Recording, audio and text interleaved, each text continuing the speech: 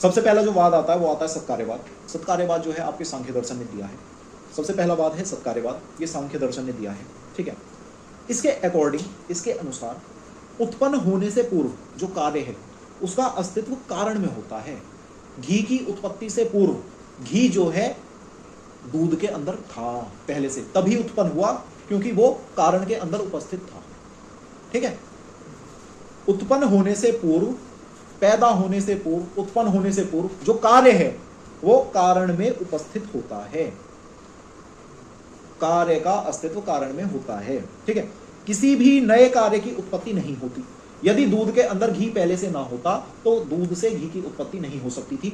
गन्ने के जूस में घी नहीं होता है, इस वजह से उससे घी नहीं बन सकता है, ठीक। किसी भी नए कार्य की उत्पत्ति नहीं होती।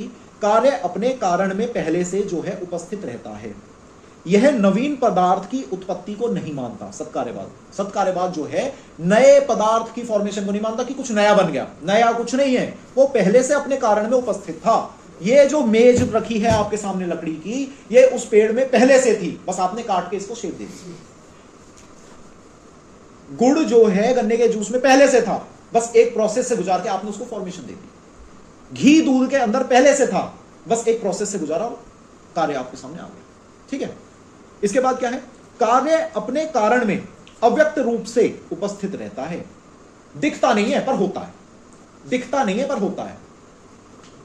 शुक्र और आर्तव के मिलने पर जो बच्चा बन रहा है, तो शुक्र और आर्तव बच्चे जैसे हैं क्या, या बच्चे जैसे दिखते हैं, या लगता है कि उनसे बच्चा हो सकता है? शुक्र को यदि तुम देखोगे कभी अपने सामने रख के, तो उसमें तुम्हें बच्चे दिखेंगे रोते हुए? नहीं दिखेंगे ना। पर उसके अंदर वो पोटेंशियल है कि वो बच्चे को उत्पन्न कर सके, ठीक है। इसके बाद क्या है? जिस वस्तु की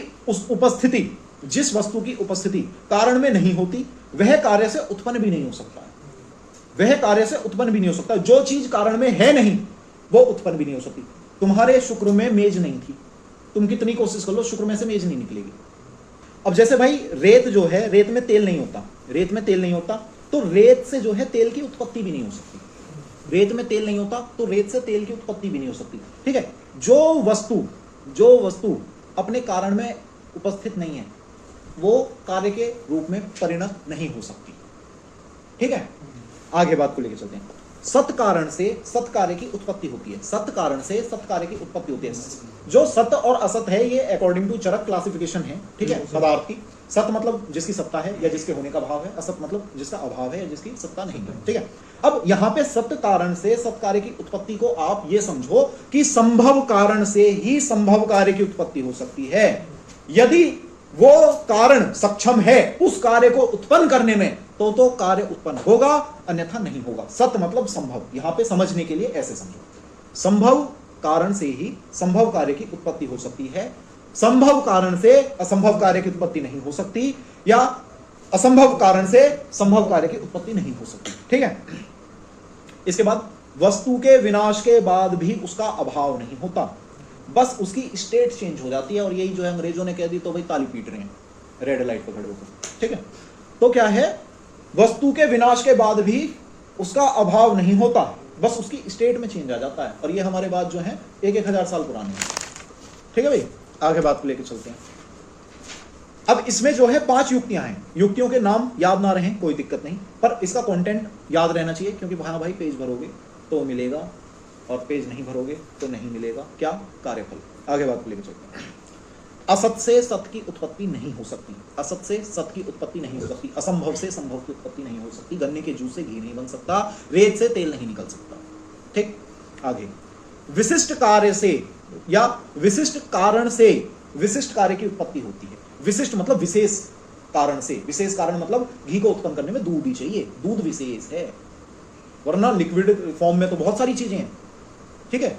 लिक्विड स्टेट में तो बहुत कुछ है, पर विशिष्ट कारण मतलब दूध ही चाहिए घी को बनाने के लिए, ठीक। आगे बात को लेकर चलते हैं। जैसे वस्त्र को बनाने के लिए धागा चाहिए, ऐसे, ठीक है। इसके बाद क्या है? सभी कार्य सभी कारण से उत्पन्न नहीं हो सकते। अब ये नहीं कि एक कारण है और तुम उनसे जो है उसी से, दूध से ही तुमने जो है घी बना लिया, दूध से ही जो है तुमने गुड़ बना लिया, दूध से ही जो है तुम रोटी बना रहे हो, दूध से ही जो है तुम सब्जी बना रहे हो, ऐसे नहीं हो सकता। विशिष्ट कार्य विशिष्ट कारण से उत्पन्न होता है, ठीक है। सिंपल। आगे जो कारण जिस कार्य की उत्पत्ति करने में समर्थ है वह उसी की उत्पत्ति कर सकता है। आम की गुठली आम के पेड़ को उगा सकती है तो आम के पेड़ को उगाएगी। जामुन का बीज डाल के ये मत सोचना कि तुम्हें आम मिलेगा। तुम बीज कैसा डाल रहे हो ये जरूरी है। सही परिणाम के लिए, सही कार्य के लिए बीज सही डालना पड़ेगा। समझ गए? आपके जो अलग अलग वनस्पति है, अलग अलग पेड़ पौधे हैं, अलग अलग फल हैं, उनके अपने अपने अलग अलग बीज हैं। आप ये सोचो आम की गुठली से सहतूत हो गए, नहीं हो सकते। जामुन को उगाने के लिए जामुन की गुठली चाहिए भाई मेरे, ठीक है। जो कारण जिस कार्य की उत्पत्ति करने में समर्थ है वह उसी की उत्पत्ति कर सकता है। आम का बीज आम के वृक्ष को उत्पन्न कर सकता है, उसमें वो समर्थता है तो वो उत्पन्न करता है, ठीक है। इसके बाद कार्य कारण को एक ही कहा जा सकता है, कार्य कारण को एक ही कहा जा सकता है, मात्र फर्क इतना है कि एक व्यक्त अवस्था में है, एक अव्यक्त अवस्था में है एक ही, बस स्टेट चेंज हो जाती है वो एक ही, ठीक है। आगे बात को लेकर चलते हैं। अब इसकी आयुर्वेद में क्या महत्व है। रसों की उत्पत्ति महाभूत से है, ठीक है। रसों की उत्पत्ति महाभूत से है, तो जो आपके सत कारण हैं उनसे जो है सत्कार्य की उत्पत्ति है। पृथ्वी और जल मिलेंगे तो मधुर रस बनेगा। दोषों की उत्पत्ति में भी महाभूत कार्य करते हैं, जैसे कि वात जो है वायु और आकाश से मिलकर बना है, ठीक है। अनुचित काल में अधिक आहार ग्रहण करना, अहितकर भोजन ग्रहण करना व जठर अग्नि का विकार युक्त होना, सम न होना, कम होना स्रोतसों की दुष्टि करता है। ये सारे जो कारण थे किस कार्य को कर रहे हैं, स्रोतस दुष्टि। ये सारे समर्थ हैं स्रोतस दुष्टि करने में तो कर पा रहे हैं, ठीक है। इसके बाद भाई सम आहार विहार का सेवन करोगे, सही दिनचर्या और ऋतुचर्या का पालन करोगे तो उससे जो है स्रोतस दुष्टि हो जाए, यह संभव है। क्योंकि जो आपका सम आहार विहार है, सही तरह से ऋतुचर्या का पालन है, वो असत कारण है इस सत कार्य के लिए। स्रोतस दुष्टि अगर तुम सत्य कार्य ले रहे हो, स्रोतस दुष्टि को सत्य कार्य मान रहे हो, तो वे जो कारण आप सेवन कर रहे हो वो असत है इसके लिए, उनसे नहीं हो सकता, उनमें सामर्थ्य नहीं है। समझ गए? आगे बात को लेकर चलते हैं। हेतुओं से व्याधि उत्पन्न होती है और विशेष विशेष दोषों की विषमता, वृद्धि और क्षय विशेष विशेष द्रव्य हेतुओं से होती है। सबका अलग अलग है। तुम उष्ण जल का सेवन करो और सोचो वात बढ़ जाए, तुम मधुर रस का सेवन करो और सोचो वात बढ़ जाए, तो असंभव, ठीक है। आगे बात को लेकर चलते हैं। विकृत संतान की उत्पत्ति दुष्ट बीज से होती है। यदि तुम्हारा शुक्र ही दुष्टि युक्त है तो जो है आपकी विकृत संतान उत्पन्न होगी। अब पढ़ रहे हैं असत कार्यवाद। असत कार्यवाद पढ़ रहे हैं, ये जो है आपके वैशेषिक और न्याय दर्शन ने दिया है, ठीक है। असत कार्यवाद जो है वैशेषिक और न्याय दर्शन में आता है। इसी का पर्याय है आरंभवाद। आरंभवाद भी असत कार्यवाद ही है, ठीक है। अब असत कार्यवाद है क्या, इसके बारे में जानते हैं। कार्य के उत्पन्न होने में कारण का कोई योगदान नहीं है। ये कहता है कि भाई कोई कार्य अगर उत्पन्न हुआ है ना तो उसमें कारण का कोई योगदान नहीं है। कार्य की उत्पत्ति से पूर्व कार्य का अस्तित्व कारण में नहीं होता। ये कहता है कारण के अंदर नहीं था वो कार्य, वो तो नई रचना है। ये नवीन रचना को मानता, वो नवीन रचना को नहीं मान रहा था, ठीक है। तो मतलब कार्य की उत्पत्ति से पूर्व कार्य का अस्तित्व कारण में नहीं था, और वो कह रहा था कि कार्य की उत्पत्ति से पूर्व कार्य का अस्तित्व कारण में था, ठीक है। ये जस्ट अपोजिट है। कार्य एक नवीन रचना है। समवायी व निमित्त कारण स्वतंत्र रूप से कार्य उत्पन्न नहीं कर सकते। ये सब मिलते हैं तब जाके किसी कार्य की उत्पत्ति हो सकती है। समवायी और निमित्त कारण स्वतंत्र रूप से कार्य को उत्पन्न नहीं कर सकते, ये मिलेंगे तो ही कार्य को उत्पन्न करेंगे। ये चीज मैंने कार्य कारण में पहले कह दी थी कि भाई ये तीनों मिलेंगे तो कार्य उत्पन्न होगा, ठीक है। इसके बाद न्याय दर्शन जो है यथार्थवादी है, ये बाय प्रूफ चलता है, ठीक है। ये यथार्थवादी है, ये मूल ज्ञान पे चलता है जो हकीकत है, ठीक है। तो न्याय दर्शन यथार्थवादी है। वह कार्य की उत्पत्ति के पूर्व कार्य की सत्ता को कारण में मानना, ये जो है यथार्थ विरुद्ध है। ये थोड़ा सा इलॉजिकल है कि भाई जो तुम कह रहे हो कि कार्य जो है उत्पन्न होने से पूर्व जो है कारण में था, ठीक है। ये इलॉजिकल बात है। इसमें मैं एग्जांपल तो देना चाह रहा हूं पर तुम लोग देने नहीं दोगे। खरगोश के सींग भी कभी कभी उत्पन्न होने चाहिए यदि ऐसा है, अगर कार्य नवीन रचना है, यदि कार्य नवीन रचना है, ठीक है, इसका अस्तित्व कारण में नहीं है, तो उस हिसाब से कभी कभी इंसान की पूंछ, खरगोश के सींग, गधे के थन, ठीक है, उत्पन्न होने चाहिए पर नहीं होते। ठीक है भाई।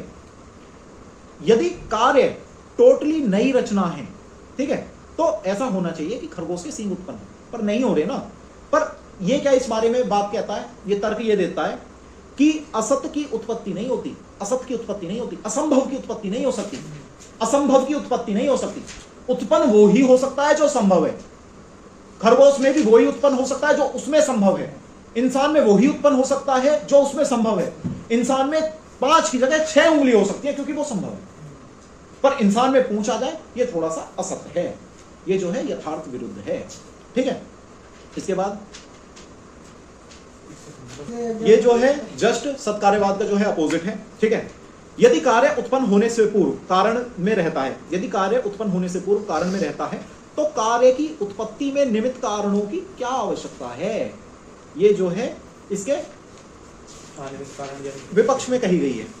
ठीक है, यानी कि ये जो है कुछ सत्कार्यवाद के विरोधी बात कह रहा है, ये सत्कार्यवाद की जो है कटाक्ष कर रहा है कि भाई यदि कार्य उत्पन्न होने से पूर्व कारण में था, यदि कार्य उत्पन्न होने से पूर्व कारण में था, तो निमित्त कारण क्या है, जितने भी इंस्ट्रूमेंट तुमने यूज करे, तो अगर वो चीज पहले से निमित्त कारण में थी तो इंस्ट्रूमेंट क्यों लगाए तुमने, क्या जरूरत थी तुम्हें इंस्ट्रूमेंट लगाने की, वो खुद बन जाती। निमित्त कारणों की क्यों जरूरत पड़ी तुम्हें, समवाय और असमवाय खुद बना लेते, निमित्त कारण क्यों लगाए तुमने। ये जो है कॉन्ट्राडिक्ट कर रहा है, ये जो है अपोज कर रहा है, ये कटाक्ष कर रहा है सत्कार्यवाद, ये सिद्ध कर रहा है कि सत्कार्यवाद झूठा, सब एक दूसरे पे कटाक्ष कर रहे हैं। ठीक है, इसके बाद इसका दूसरा एग्जांपल, अगर धागे में वस्त्र छुपा है, भाई अगर तुम कहोगे कि कारण में छुपा है, कार्य जो है कारण में छुपा है, सत्कार्यवाद कह रहा है, अगर धागे में वस्त्र छुपा है तो फिर तुम्हें सिलाई मशीन की जरूरत क्या है, क्यों सिलाई मशीन क्यों लगा रहे हो तुम, जो है उन सिलाई की यूज क्यों कर रहे हो, बुनने के लिए बुन क्यों रहे हो फिर उसे, अगर धागे में वस्त्र है बुनने की जरूरत नहीं होनी चाहिए, वो खुद बन जाए। ठीक है, तो ये जो है कटाक्ष किया सत्कार्यवाद पे। इसके बाद दोषों में विषमता मिथ्या आहार विहार रूपी निमित्त कारणों से उत्पन्न होती है। ठीक है, दोषों में विषमता मिथ्या आहार विहार रूपी निमित्त कारणों से उत्पन्न होती है। ठीक है, निमित्त कारण से उत्पन्न हुई है। दोषों में विषमता, निमित्त कारण मतलब तुमने बाहर से कुछ इंटेक किया तब तुम्हारे अंदर जो दोष थे उनमें विषमता आई है, अगर तुम बाहर से कुछ ना लेते तो शायद विषमता ना आती। ये कटाक्ष है सत्कार्यवाद पे। ठीक है, इसके बाद यदि कार्य में कारण पहले से उपस्थित है, या यदि कार्य कारण में पहले से उपस्थित है, तो दोनों को अलग नाम देने की क्या जरूरत है। घी को भी दूध ही बोलो, गाढ़ा दूध पतला दूध, मोटा दूध छोटा दूध। ठीक है, इसके बाद कार्य कारण में होता है, कार्य कारण में होता है, तो दोनों का प्रयोजन एक होना चाहिए, दोनों का प्रयोजन एक होना चाहिए।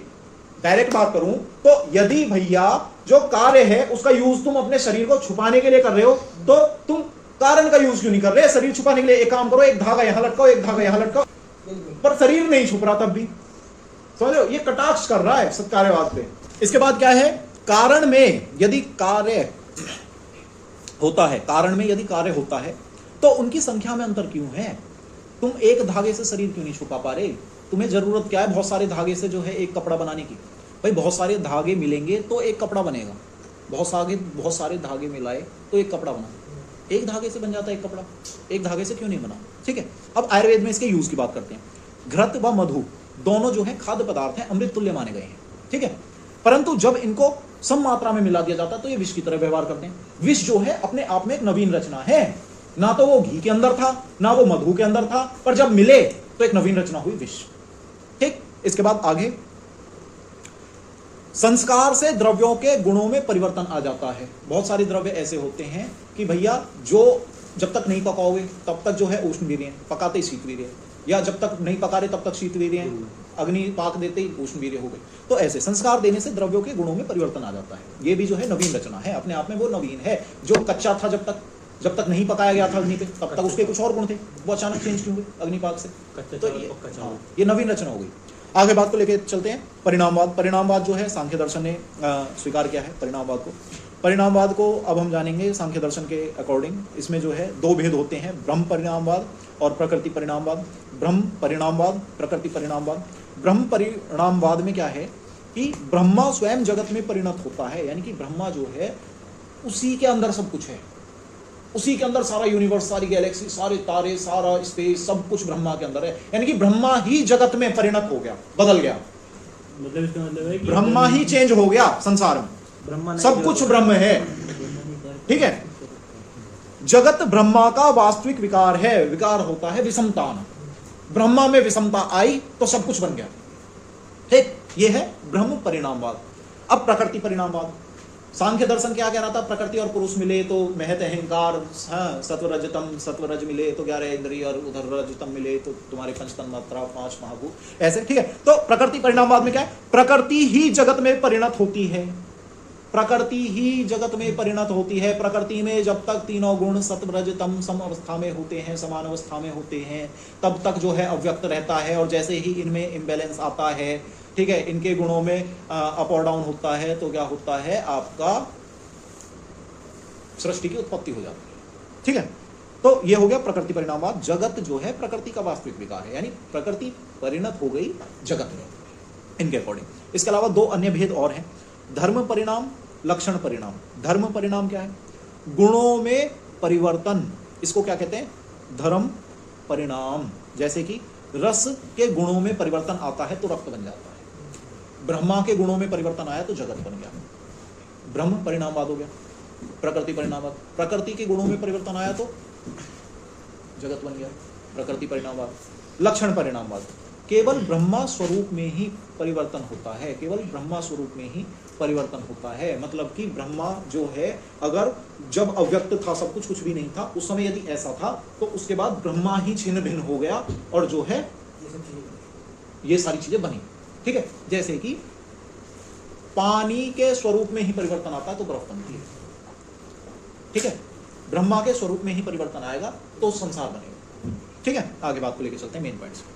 एक वस्तु अपने मूल रूप को त्याग के नए रूप को धारण करती है, इसे कहते हैं परिणामवाद। एक वस्तु अपने मूल रूप को त्याग कर, जल अपने द्रवत्व को त्याग कर, ठीक है, जो है दूसरे रूप को धारण करता है, बर्फ को बन जाती है, बर्फ बन जाती है, बर्फ के रूप को धारण करती है।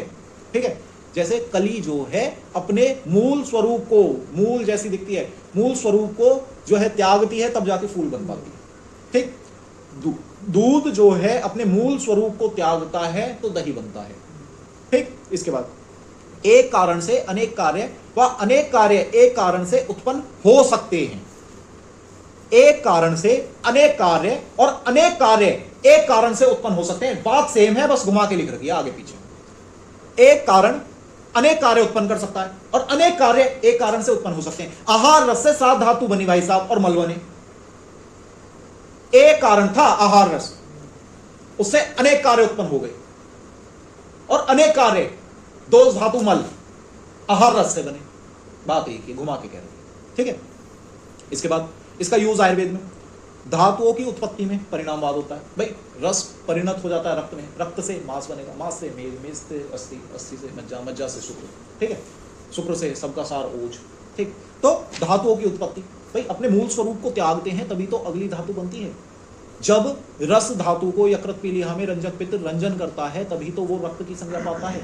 जब रक्त के ऊपर वायु, अग्नि और आकाश जो है क्रिया करते हैं तभी तो जो वो आपकी रक्त धातु है वो अपना कठिन स्वरूप लेके मांस में विभक्त हो जाती है, बन जाती है, मांस का स्वरूप ग्रहण करती है। ठीक है, आगे बात को लेके चलते हैं। धातु अग्नि से आहार रस का पाक हो स्थूल सूक्ष्म व मल अंश की उत्पत्ति, एक कार्य से अनेक की उत्पत्ति, यही चीज मैंने अभी बताई थी। ठीक है, रस और मेद के प्रसाद भाग से व्रक बनता है। रस और मेद के प्रसाद भाग से व्रक बना। रक्त एवं कफ के प्रसाद भाग से हृदय बना। रक्त एवं कफ के प्रसाद भाग से हृदय बना। यहाँ पे परिणाम, परिणाम मतलब रिजल्ट, अपने मूल स्वरूप को त्याग दिया, नए रूप को धारण किया, अपने मूल स्वरूप को त्याग दिया, नए रूप को धारण किया। ठीक है, इसके बाद क्या है? व्याधि की उत्पत्ति अपने अपने हेतुओं से होती है।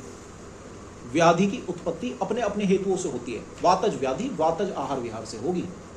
ठीक, कभी कभी हेतु से एक हेतु से अनेक व्याधि उत्पन्न होती है। कभी कभी एक हेतु से अनेक व्याधि उत्पन्न होती है। तुम खा रहे हो वातज आहार एक हेतु और से अनेक वात के 80 प्रकार के रोग हैं, व्याधि। तुम्हें हो गए 10 रोग। कारण एक था तुम्हारा, एक हेतु था तुम्हारा वातज आहार।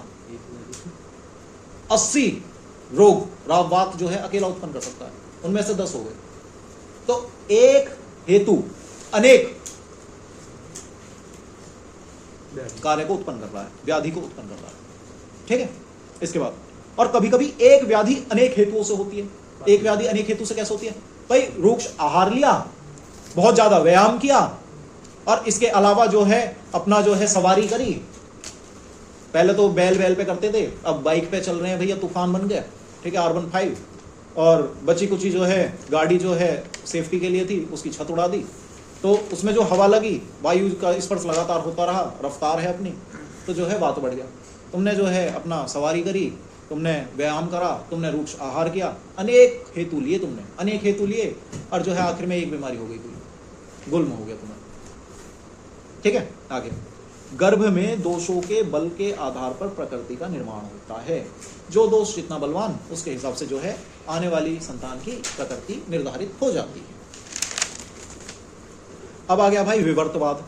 विवर्तवाद कर रहे हैं, ये जो है वेदांत दर्शन ने दिया है। याद करने का तरीका है वैसे विवर्त वैसे वेदांत, वैसे विवर्त वैसे वेदांत, वैसे विवर्त वैसे वेदांत। ठीक है, वेदांत दर्शन का है विवर्तवाद। विवर्त का मतलब होता है भ्रम होना। विवर्त का मतलब क्या है? भ्रम होना। विवर्त का मतलब क्या है भाई? भ्रम होना। जो वस्तु जैसी है उसे वैसा ना समझकर अलग ज्ञान ग्रहण करना विवर्त कहलाता है। जो वस्तु जैसी है उसे वैसा ना समझकर अलग ज्ञान ग्रहण करना विवर्त कहलाता है। केवल देखने में प्रतीत होता है कि कार्य कारण का वास्तविक रूप है, कि कार्य कारण से उत्पन्न हुआ है। केवल देखने में लग रहा है कि कार्य कारण से उत्पन्न हुआ है, जगत ब्रह्मा से उत्पन्न हुआ है। केवल देखने में लग रहा है कि कार्य कारण से उत्पन्न हुआ है, परंतु सत्य कुछ और है। परंतु सत्य कुछ और है। कभी कभी रस्सी को भी सांप समझ लिया जाता है अंधेरे में, पर इसका मतलब ये नहीं है भाई साहब कि वो रस्सी सांप बन गई। ठीक है। इसके बाद आगे, धागे से वस्त्र बनता है, पर वस्त्र बनने में धागे के असली स्वरूप में कोई परिवर्तन नहीं आता।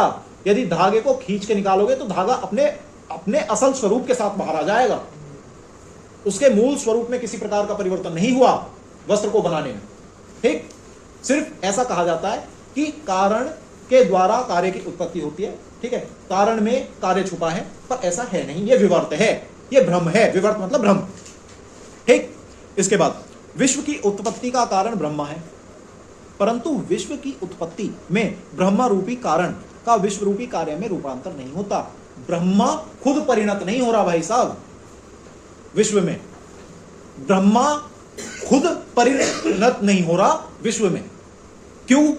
इसके पीछे रीजन, क्योंकि ब्रह्मा जो है सत्य है, ब्रह्मा जो है एक है, ब्रह्मा सत्य है, ब्रह्मा एक है, ब्रह्मा सत्य है, ब्रह्मा एक है। ब्रह्मा अपरिवर्तनशील है, वो परिवर्तित नहीं होता।